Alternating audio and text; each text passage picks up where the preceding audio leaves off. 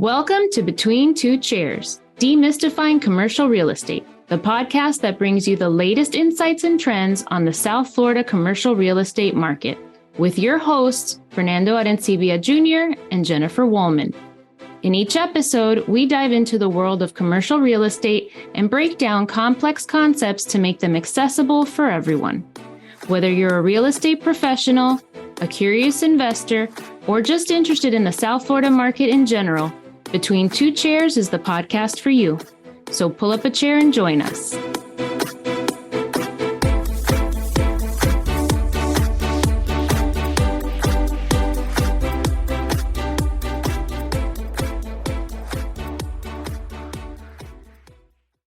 Welcome, everybody, to another episode of Between Two Chairs. My name is Fernando Arencibia Jr., and with me, as always, is the ever smooth operator, Jennifer Woolman. Hi, Jennifer. Say hi. Hi. Now you know I'm going to have that song stuck in my head all day.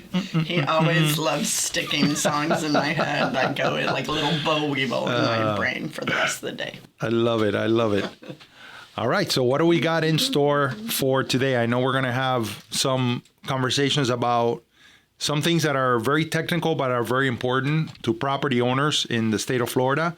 And we're going to do an update on Great American Realtor Days. Right. Today is a little bit of a mishmash, but believe it or not, they are related. They are connected because we love connecting the dots. But yeah, what we're going to discuss today, first of all, is what's called the lookback period and the 50% rule. And those two words or two phrases relate to FEMA and flood insurance, specifically the National Flood Insurance Program, which is managed by FEMA. And the reason we thought it was so important is because I think flood insurance is something that's often overlooked when you're doing your due diligence on any real estate, but especially on commercial real estate. If you have any type of federal loan, such as, obviously Fannie, Freddie, or some of the other loans that are government related, you are required to have flood insurance,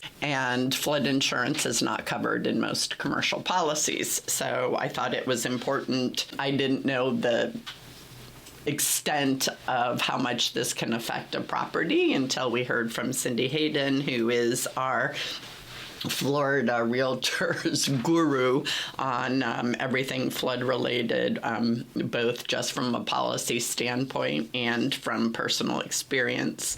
So yeah, that's why I thought we'd bring it up. Basically, super basic info. The National Flood Insurance Program, affectionately known as NFIP, is managed by FEMA and is delivered through a network of more than 50 insurance companies. And it's all based on the flood maps, and the flood maps are worked on with local communities, and we are going to include the information on our show notes. But basically, there are very few communities who don't participate in this. FEMA loves to say, and we like to say, that floods can happen anywhere, even in areas not prone to flooding. And just 1 inch of flood water can cause up to $25,000 in damage. So especially what we witnessed last year with, two big storms that swept through the country, not just through Florida, right. But hit several states in the southeast, flooding in areas that were not in historical flood zones flooded. Yeah. Here we go. So let's start with...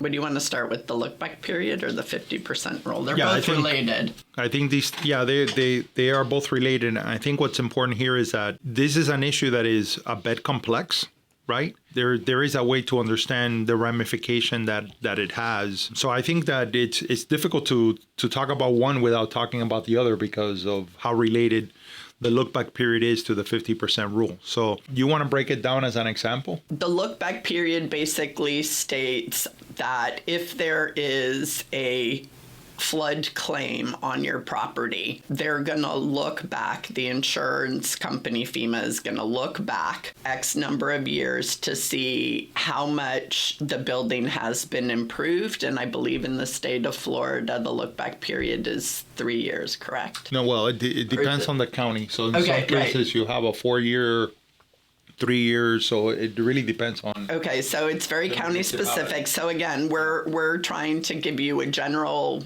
We're not experts on this. We're just trying to give you general information so that you can look into it during your due diligence period, or if you don't have flood insurance, so you can contact your insurer and get flood insurance. But anyway, the look back period basically states that if there's a flood in your area and you have improved the property over 50% over the last whatever time frame your county has, then you're going to have to rebuild the property according to new flood compliance guidelines, to new codes. To the new code. To the new code. Building code of the municipality. Of the municipality. So that, one of the things that Florida Realtors is looking at, and this is where it connects and where we will get into it a little bit further during your discussion on GUARD, is that let's say you have a property that you've had for a while and you decided to update it. So you've put in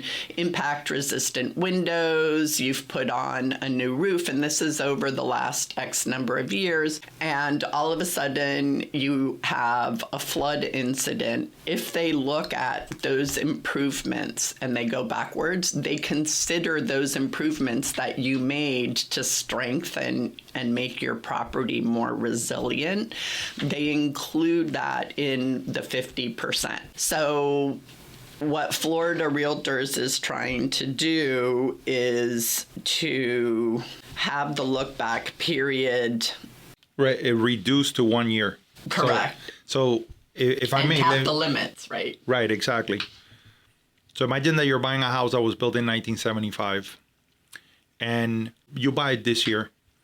And 3 years ago, there was a storm that went through the property, and the property owner at the time got flood insurance, proceeds money to be able to fix the home.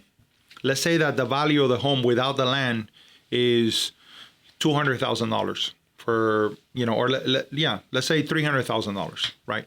So now let's say that the property owner used $80,000 to, that was the total cost of basically fixing up the home after the hurricane that happened 3 years before you bought the property. Now you buy the property this year, God forbid, and then there's a storm that comes in, right? So I told you the property is worth $300,000, all right, on paper, without the land. You have storm damage. You go back to your flood insurance to get insurance to be able to fix your property. And now they're telling you that the cost of fixing the property is going to be another $80,000. So the look back period says, well, it doesn't matter who owns the property. What has happened to the property over the last 4 years? Well, 3 years ago, before you bought the property owner spent $80,000. Now that you bought the property, you're still in that 4-year period, and you're going to spend another $80,000. Well, the combination of those two, 80 plus 80 is 160. If the property value is $300,000, 160 exceeds the 50% rule threshold. So now what they're telling you is you got to now rebuild this house that was built in 1975. For all intents and purposes, it's a very good house, strong bones.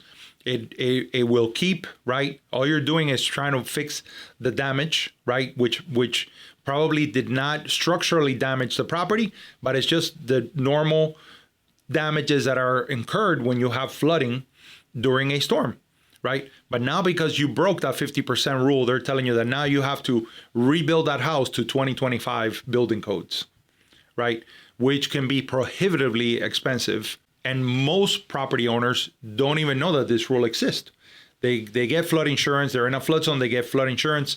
They're thinking that they're covered, and they are unaware that this rule is preventing them from, may prevent them from rebuilding And in some cases, and this is an example that, Cindy Hayden, who is our Florida Realtor Secretary this year, and now it's uncontested for treasurer next year, Cindy has brought up this issue to the point that she had a property owner, client of hers, that was trying to pull a permit to put a new AC in her home, and that was going to also trigger an issue. Just the new AC was going to trigger a problem because of the 50% rule and the look-back period. So the proposal that the legislature is evaluating is, well, why don't we reduce that look-back period to a more manageable time? What has happened over the last year, right?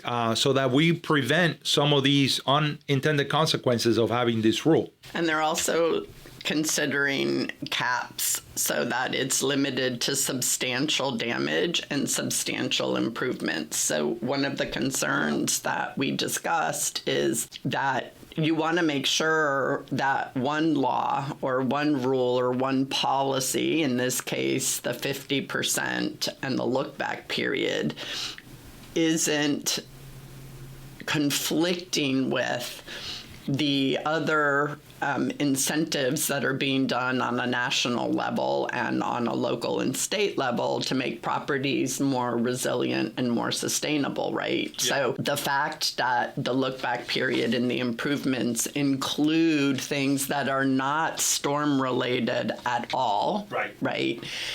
Are being considered improvements for the purpose of the flood insurance. Absolutely. So what we want to let you know here is just to make everybody aware of it, whether you're a homeowner, a business owner, or property owner, right, a commercial property owner, is that during your due diligence, ask if there has been a flood claim, right? You need to do your research and see if there have been any flood claims. Find out what the total costs of improvements that have been done to the property are over the look-back period, and have your insurance person look into that and make sure that you have a flood policy. Right. No, absolutely, very important. I would also say that these are the little intricate, items that affect, the cost of home ownership that people that are in the industry are always looking into, right? Because what happens is when any one of our consumers runs into an issue like that, they usually come to us to ask, have you heard of this before? What's been going on? So sometimes when you begin to see how it is affecting, people, then it basically becomes an issue that perhaps needs to be addressed through a legislative or advocacy pathway. Right, and I want to read something because this is actually from the Florida Realtors legislative priorities, and what they wrote is significant, and I think for the rationale as to why we support this. And so the legislative priority title is Limit NFIP Look-Back Periods for Substantial Damage and Improvements. And then the wording that they wrote is as follows. Local government adoption of National Flood Insurance Program look-back periods are little known or understood by the public, but in some instances, look-back periods can prevent homeowners, and its property owners in general, from repairing or improving their homes unless the entire structure is brought into full compliance with current flood regulations and may include elevating the structure. Right. Look-back periods can lead to modest flood insurance premium discounts for policyholders, but they're also linked to decreases in property values. They said home values, but I put in property. Longer look-back periods can also reduce the likelihood of renovations and efforts to harden homes/properties to withstand wind damage. So again, that their whole rationale is that, okay, it sounds good in theory, but the effect can have a negative impact in the sense that it's going to make properties less resilient to storms and flooding overall. Absolutely. And look, there's a lot of intricacies into the rule. We just kind of gave you the, bird's eye view so that you have, just an understanding of what it is. Definitely encourage you to follow Cindy Hayden. She in her social media does a lot of videos because she unfortunately has had to go through this twice. Right, you know, both her home was hit, you know, in 2 back-to-back storms, and basically, I think less than a year after renovating her home, she had to do it all over again. Right. You know, and she's learned a lot, and she's shared a lot of this information. So, you know, I think if you guys are interested, you will find it you will find it valuable. And that brings us to why this is one of the many reasons why we visit Tallahassee every year. And by we, I mean realtors throughout Florida, through the work of Florida Realtors, get together every year during legislative session. Legislative session in Florida is 60 days.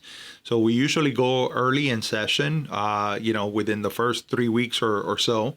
And you have hundreds of realtors, over 1,000 realtors that come into Tallahassee, and we have meetings for 2 days with state legislators and the governor's office, and we do this in advancement of all the issues that we see that consumers that we help day in and day out face in our marketplace. So what are some of our legislative priorities, or what was some of the sentiment that you saw when you were up there? Because we went up early this year because session ends May 2nd, right? You guys I think we were there day second of, the second day of session. We were there, which is great. Everybody is very energized. Everybody is, ready to get to work. Everybody is very busy. 60 days seems like a long time, but it really isn't. There's so much work to be done. And just so you know, there are thousands of bills that get filed every year.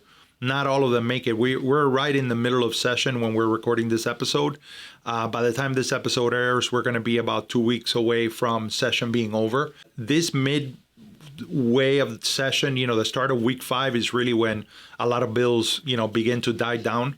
So when you get there at the beginning, it's great because you get to express your concerns about the lookback period, the 50% rule, and all of those things that are important. One of the things that, is really interesting is that the state is very, very interested in, trimming down their budget. They want to make sure that they are fiscally responsible. That was a big part of the conversation.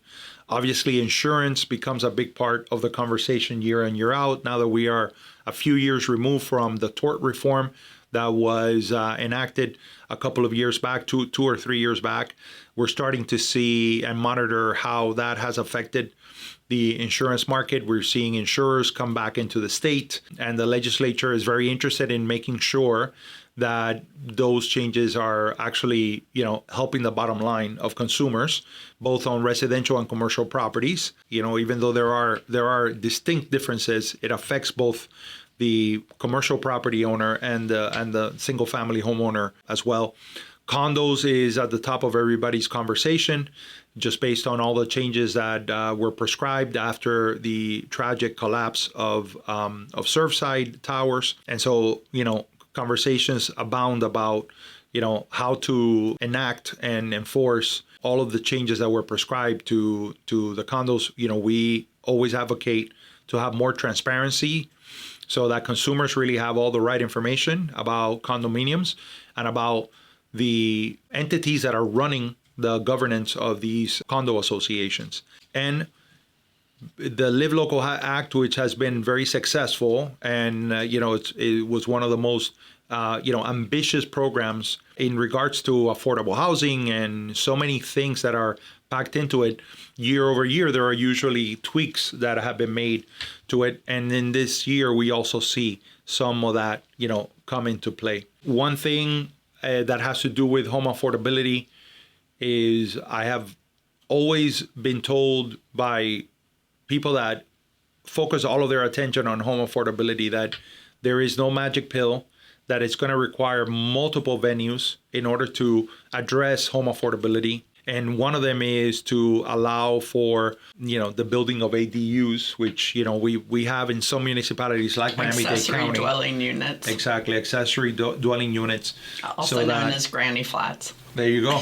There you go. Exactly. Got to demystify. Exactly. Although I do have to say, it's more and more looking like those granny flats might be the kids' flats Yes. because, of so many things that is happening in our society overall and the affordable, concern. But that's definitely one of the things that are in there. So if you want, I could go through some of the bills that are making their way through the House and the Senate, but I don't know how interesting that would be. Just mostly I think the Live Local Act, which I know is being looked at on a national level. Linda Julian was just at some kind of affordable housing symposium or League of Cities in Texas, and she saw a panel and they were discussing the Florida Live Local Act as something that maybe Texas wants to adopt. So this is something that is being looked at on the national level. So maybe you can discuss that tweak. And then I know there was a commercial squatters law and obviously the business rent tax. So I'll start with the commercial squatters law. There was a residential squatters law that was passed last year, and it was thought that, the commercial property owners were kind of, left behind when it comes to that issue. This was a bill that was sponsored by our very own Senator Ana Maria Rodriguez from District 40. And basically, it mimics the same statute that was passed last year into this year so that you would have a pathway to remove a squatter from a commercial property. That has made its way and has passed. So, now it just needs the governor's signature. It just needs the governor's signature. That definitely is in the win column. Yeah, I had a deal a while back that was kind of scary. It was a bookstore and on 8th Street. So it was a bookstore, but there was a house. So there was a separate single family house. And I went to show it one day and I opened the door and there were a ton of people living in the house. Wow. And they were siphoning water and electricity from the hotel next door. This was an estate deal.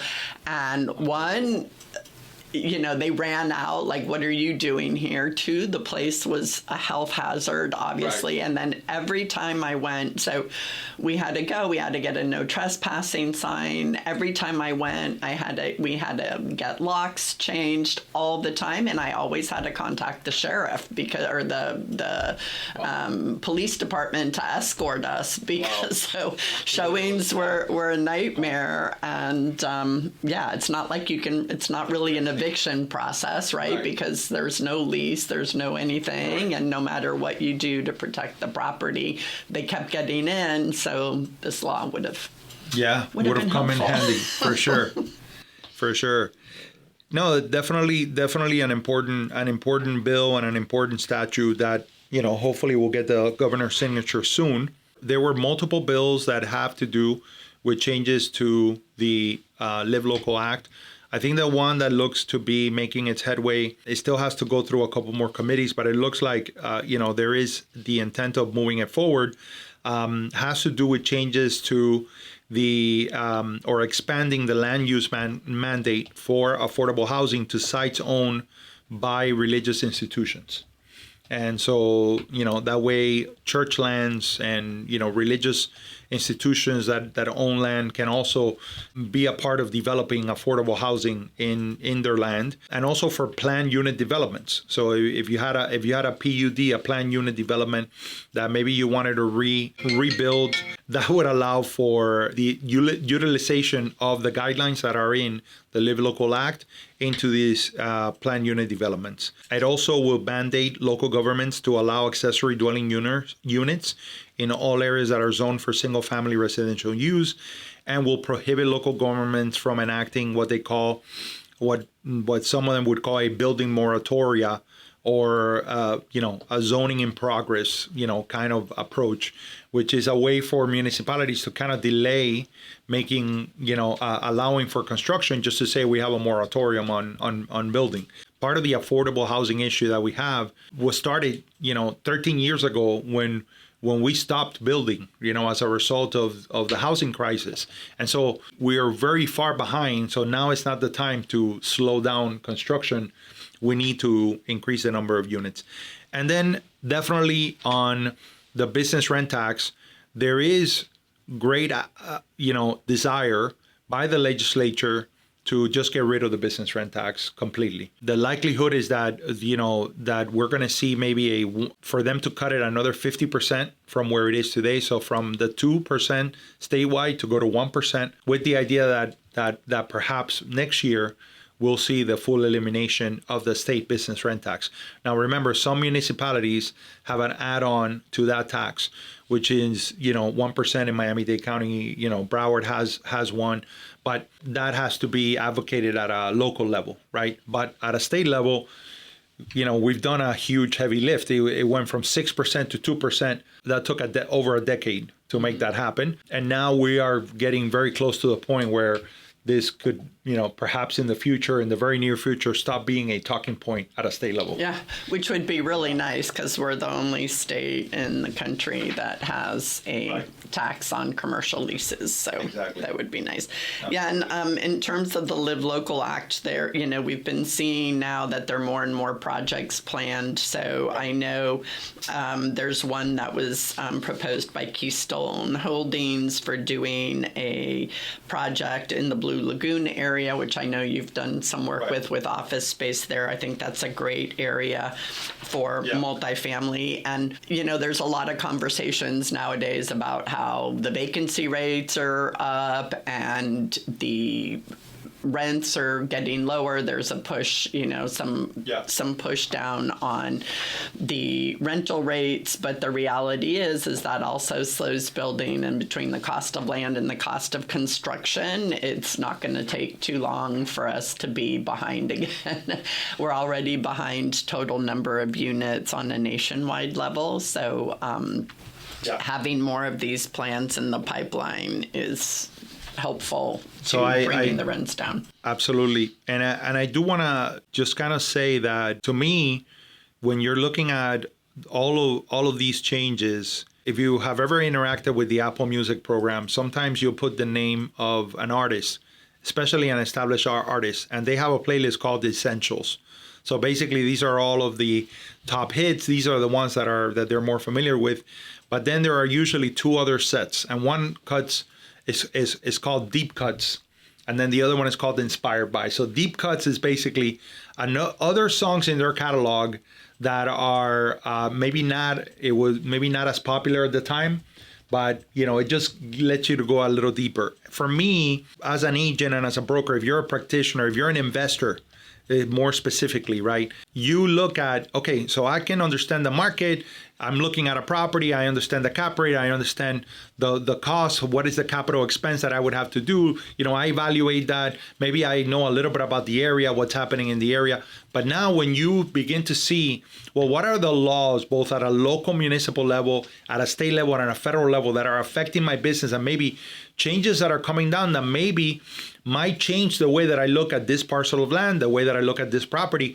To me, that's deep cuts. That's when you see the edge. Right. And that's like another tier of your profession. And whether you are an investor that is a professional investor, or if you are a commercial broker, this is now another tier, another level. So that's why I think it's important. I do want to also say that, one of the last things that we heard was, for those of you who have maybe not used this, my Safe Florida Home program, which is to help you fortify your home. Since we've spoken about the look-back period, the 50% rule has to do with the property. There are monies in this program that are available for you to fortify your homes, impact windows, impact doors, things of that nature. And it was announced that there is $103 million that are going to be released into this program. This is an extremely successful program. Every year it gets used up. People, thousands of applications come in. And on April 30th, so at the end of this month, you're going to see the $103 million are going to be released. So I would say Google My Safe Florida Home Program online so that you can get, you could see access to that program. It is very good. The data indicates there are about 10,000 homeowners who have completed the program. Over 30,000 inspected homes where the homeowner has not completed the questionnaire, but they're in the middle of working. So it's been a very successful program. So I just wanted to, throw that in there for all Floridians. All right. Anything else with GUARD or? No, I mean, listen, it's always great to go.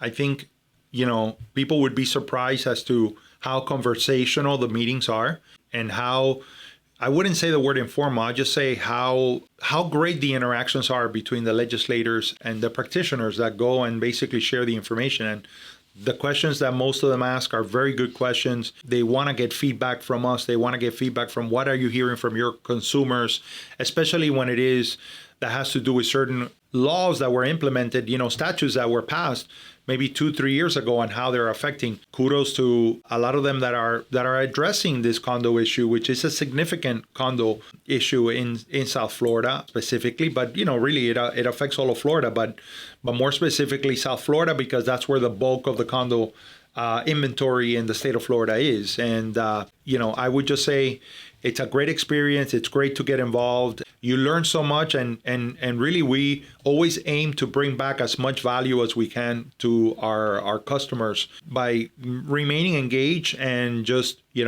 gathering this information and being able to share it. We have an agent who it's looking at this parcel for a client. We're evaluating it together. It's 55 acres.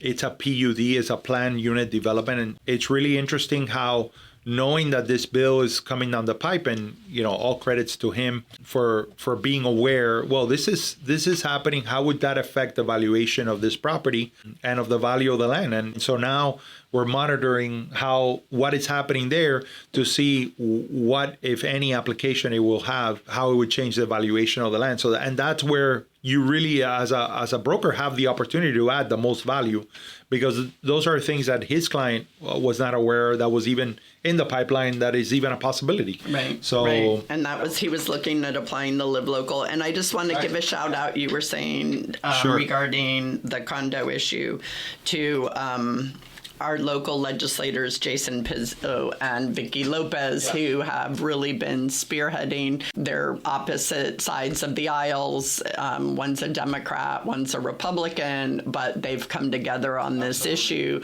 And again, the Florida Realtors, we consider ourselves purple. We're not blue or red. We're all about the housing and the environment and how it affects private property rights and living, working, and investing in Florida. So I want to give them a shout out. And then finally, you almost ruined my fun fact, but you didn't, because you didn't quite nail it, but you were close. I'm impressed. So according to Legiscan, which is a legislative bill tracker, there are 36 pages of bills currently being considered by the Florida legislature. I didn't count the number of bills on each page because I do have a life most of the time. Yeah. But I did count the number of bills on page 36, and there were 29. So if you do the math, that's 1,044 bills being considered by the legislature. Yeah. And their only job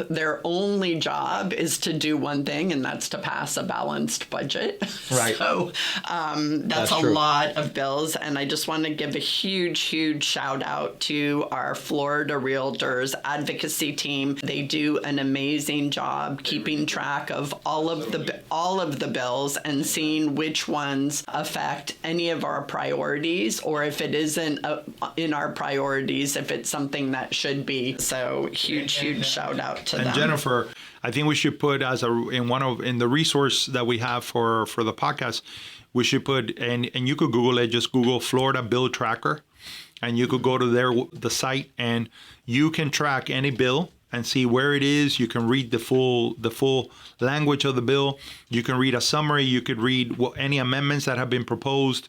All of that is based on sunshine laws. Everything is out in the light. So you'll be able to track every single bill and what's happening and what's been down to the minute. Right. They're very, very good about that stuff. So, all right, guys, thank you again for joining us on another episode of Between Two Chairs. We appreciate you listening in and pulling up a chair. And until the next one, we are out of here. Smooth operator. Smooth operator. Bye. Bye.